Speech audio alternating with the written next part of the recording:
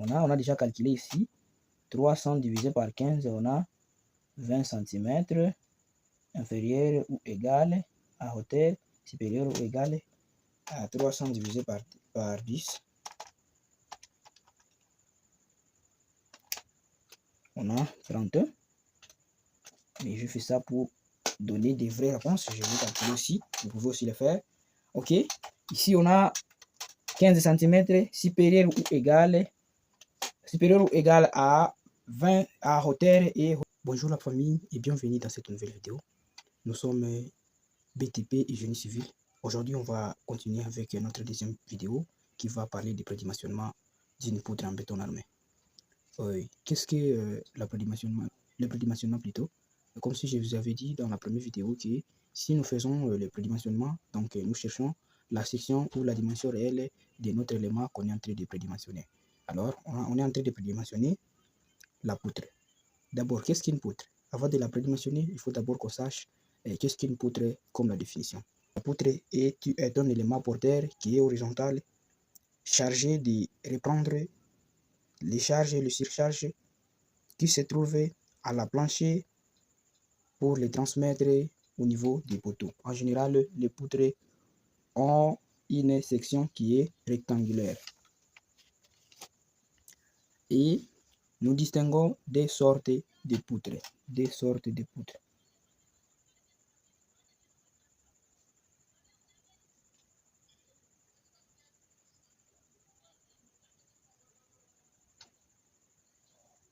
Des sortes de poutres. La première est la poutre isostatique. Et la deuxième est la poutre hyperstatique.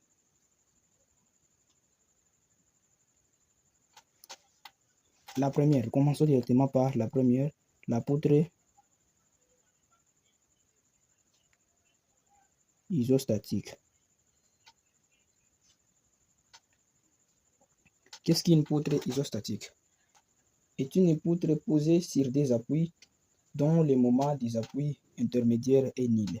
C'est une poutre qui est posée sur des appuis. Donc, on aura, laissez-moi vous dessiner d'abord la poutre comme la suite.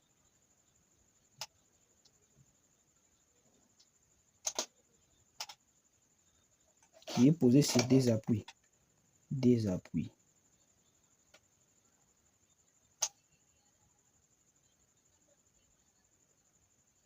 Vous voyez, en général, c'est ça la définition d'une poutre. Donc, une poutre isostatique, c'est une poutre qui est posée sur des appuis et son moment est nul. C'est ça la poutre isostatique. Et la poutre hyperstatique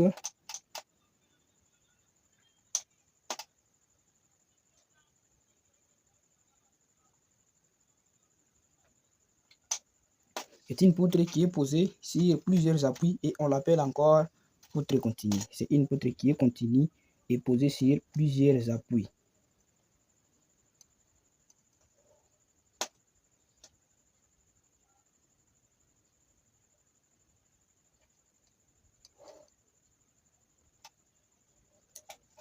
Plusieurs appuis, 3 ou plusieurs appuis. Elle est continue. Ce n'est pas le nombre des appuis qui montre généralement ou qui justifie qu'une poutre est hyper ou isostatique. Ça, il y a un autre poutre qui est posé sur des appuis qui peut être hyperstatique, comme une poutre bi-encastrée. Qui sont bi-encastrés. Ce que vous voyez ici, ce sont nos appuis encastrés. Et lorsque nous voyons, ok, nous venons de voir qu'est-ce qu'une poutre hyperstatique et qu'est-ce qu'une poutre isostatique. Alors, vous voyez l'image là, et je viens de la dessiner tout de suite. C'est pour illustrer comment alors nous pouvons dimensionner nos poutres. Ce que vous voyez là, ce sont des poutres. Et ce que vous voyez en carreau, je ne sais pas bien dessiner, mais ça c'est simple, c'est une illustration. Vous voyez, ce que vous voyez là, ce sont des poutres. Alors, comment nous pouvons dimensionner ces poutres? quitter ici et ici, vous voyez 300, donc c'est 3 mètres. Quitter ici et là, c'est 3 mètres.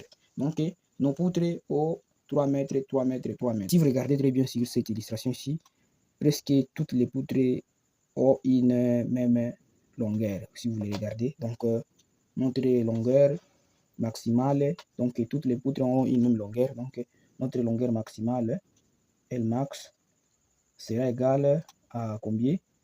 À 300, donc 3 mètres. Commençons directement par la détermination de la hauteur.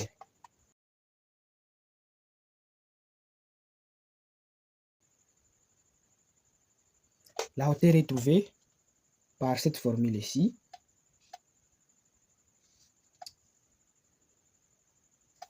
Pour les poutres continues ou les poutres hyperstatiques,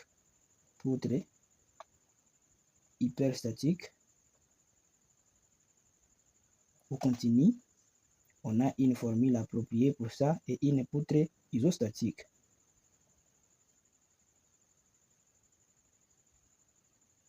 Ici, on a une poutre isostatique et une poutre continue. Pour une poutre continue, on a la formule de longueur maximale qu'on a trouvée, longueur max,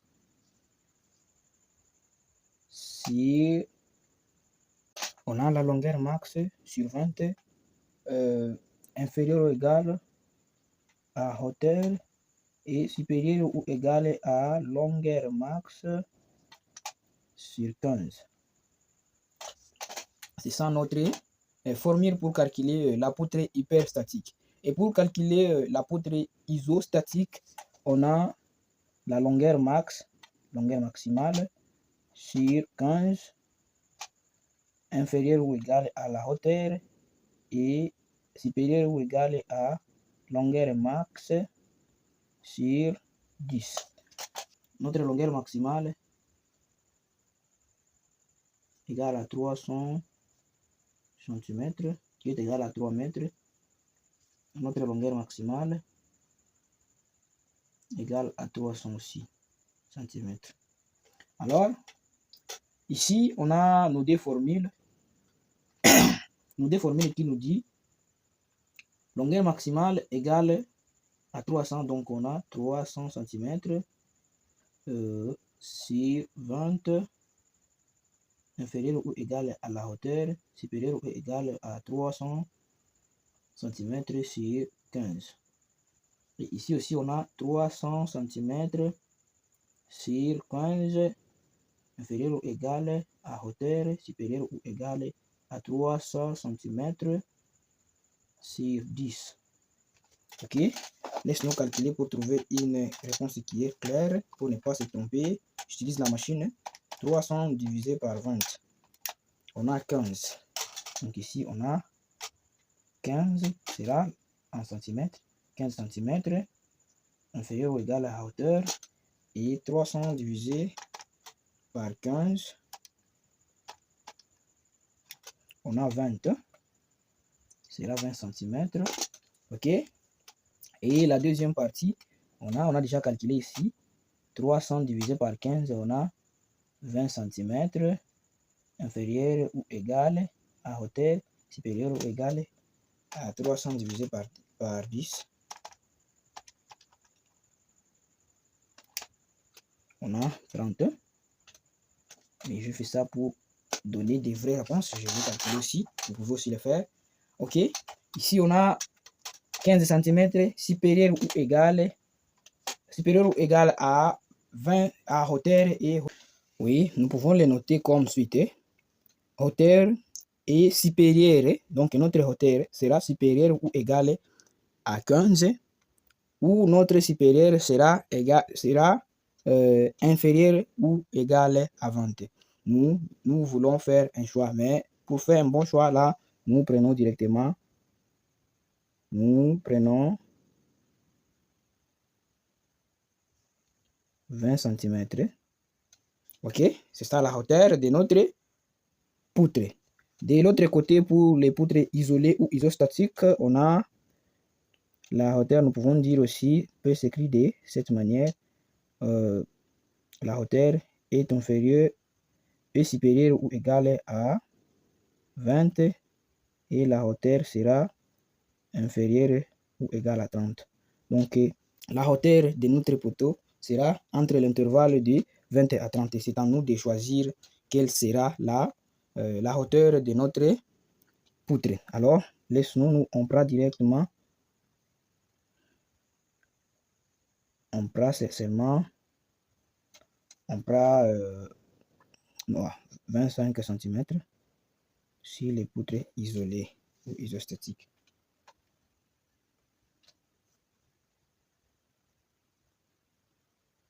Ok, c'est ça. Donc, on a 25 cm et comme la base. Donc, notre base sera égale, la base ici, la hauteur plutôt, la hauteur égale à 20 cm et la hauteur ici sera égale à 25 cm. Déterminons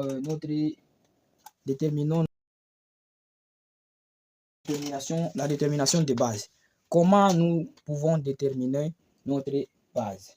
Si le niveau de base, ici on n'a pas besoin de deux tableaux, si la poutre isostatique ou hyperstatique, ici on a ce n'est qu'à chercher une seule base pour toutes les deux.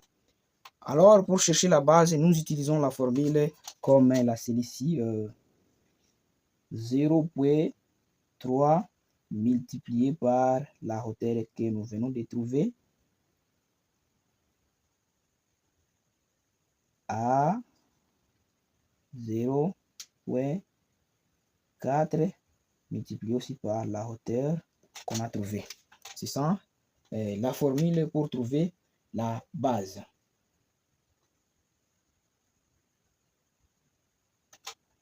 La même formule ici, nous pouvons la changer de la même manière qu'on a fait pour déterminer la hauteur.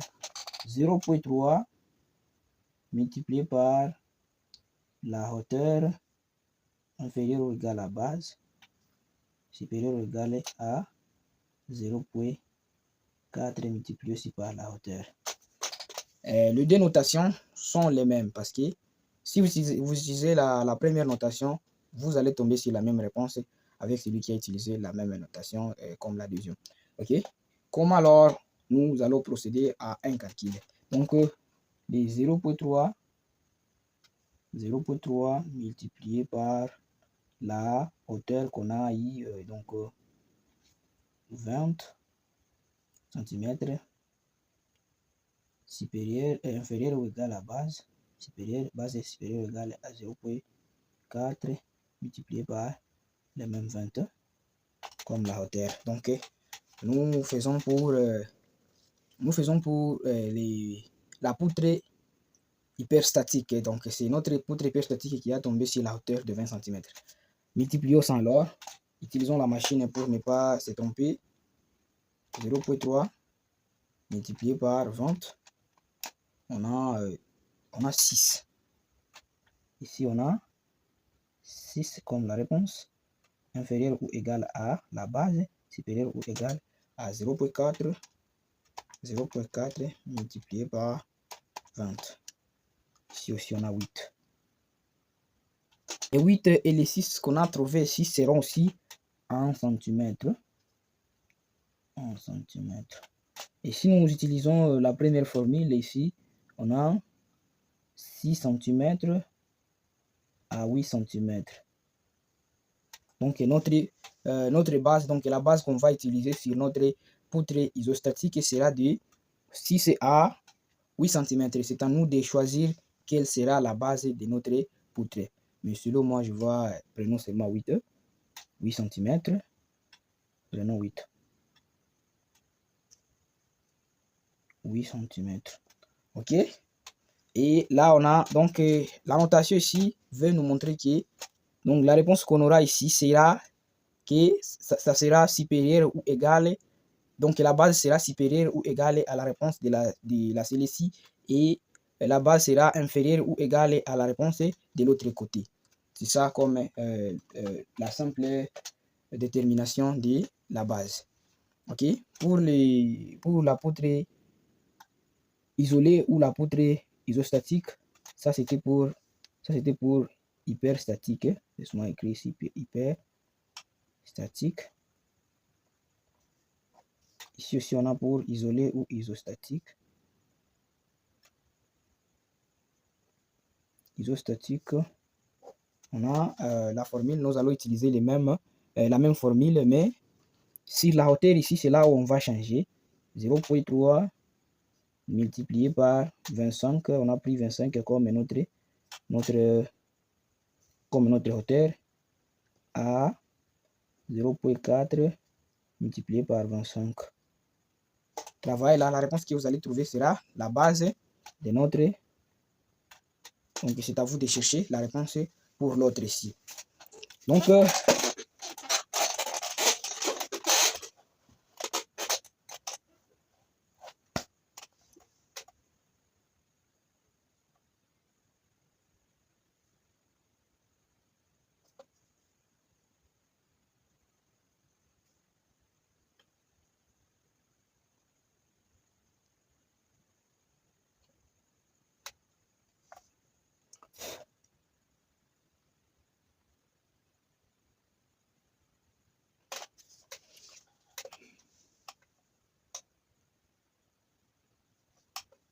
ça c'est la hauteur, ça c'est la base.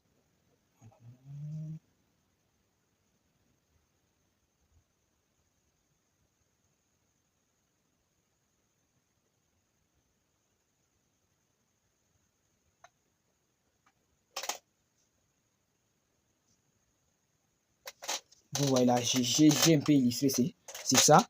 Ça ici, c'est notre, ça c'est notre hauteur. Ça c'est notre base.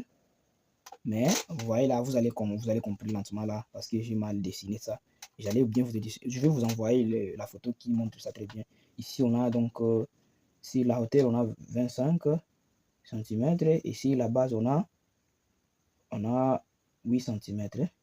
Donc, notre poteau sera 25 multiplié par 8 cm. C'est ça notre base. C'est ça notre section de la poteau. Donc, la poutre que nous allons utiliser ici sera de 25 sur 8 cm. La poutre qu'on va utiliser ici sera de 25 sur 8 cm. Merci beaucoup.